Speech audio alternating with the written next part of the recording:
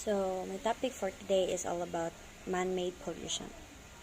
So, humans exacerbate other natural environmental problems in Saudi Arabia. Sandstorms combined with combustion exhaust from traffic and industrial waste has led the World Health Organization to declare Riyadh as one of the most polluted cities in the world. So it is this human contribution that has become an immediate cause of worry.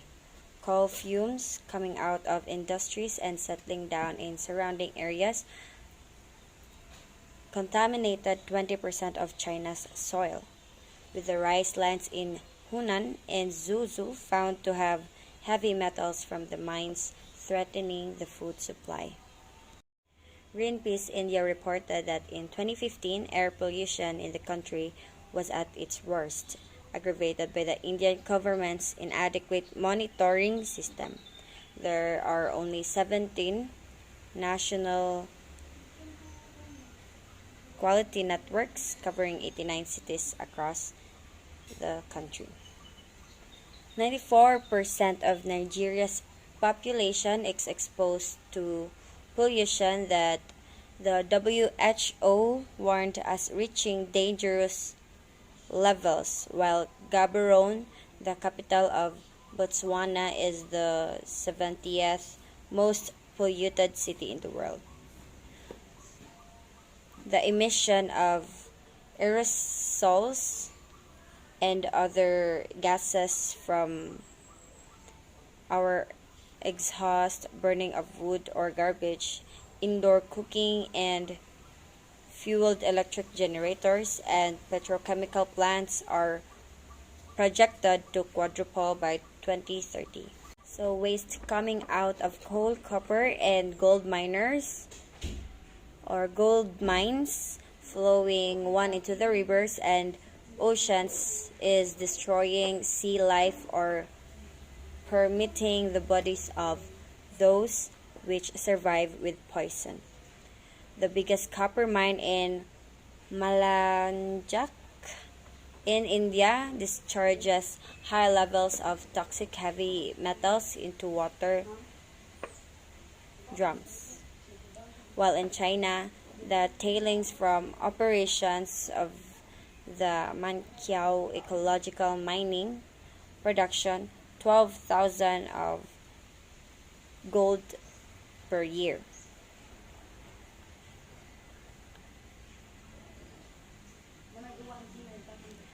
So the pollution in West Africa has affected the atmosphere circulation system that controls everything from wind and temperature to rainfall across huge swaths of the region.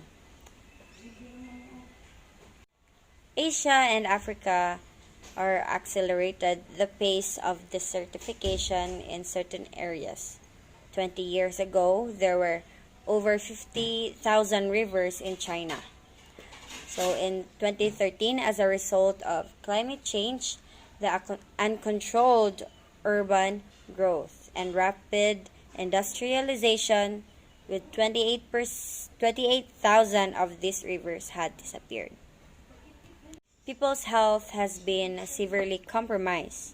An archive article in the journal Scientific American blamed the pollution for contributing to more than 500,000 premature deaths each year at the cost of hundreds of billions of dollars.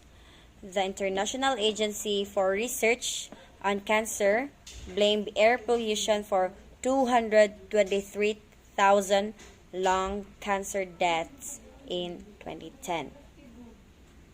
In Indonesia and Malaysia, the link between the forest fires and mortality had been well established. The aforementioned coal mining in West Virginia has also made people sick, some with rare cancers, little kids with kidney stones, and premature deaths, and children born with congenital disabilities and adults having shorter life expectancy. It has been the poor who are most severely affected by these environmental problems, Their low income and poverty already put them at a disadvantage by not having the resources to afford good health, to live in unpolluted areas, to eat healthy food, and etc. In the United States, at Yale University, research team studying areas with high levels of pollution observed that the greater the areas with high levels concentration, or the greater concentration of Hispanics, Asians, Africans, Americans, or poor residents in an area, the more likely that dangerous compounds such as vanadium, nitrates, and zinc are in the mix of fine particles they breathe.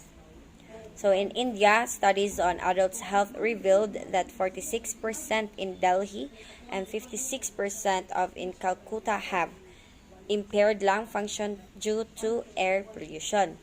So in China also, the toxicity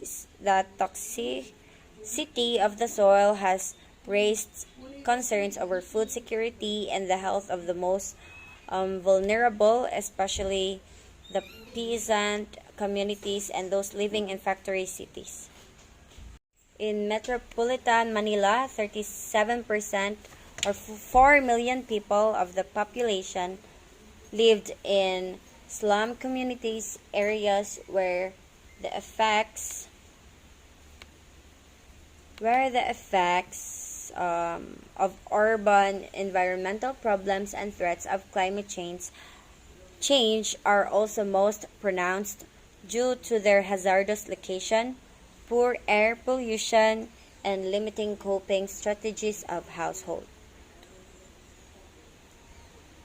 So one of the major ironies of urban pollution is that the universities that has poor access to are also the sources of the problem. The main workhorse of the public transport system is the bus. However, because it runs mainly on diesel fuel, it is now considered one of the largest contributors to environmental pollutions or problems worldwide. The other mode of transportation that poor can cause or can afford is the motorbike. It also called the 2 and 3-wheeled vehicles.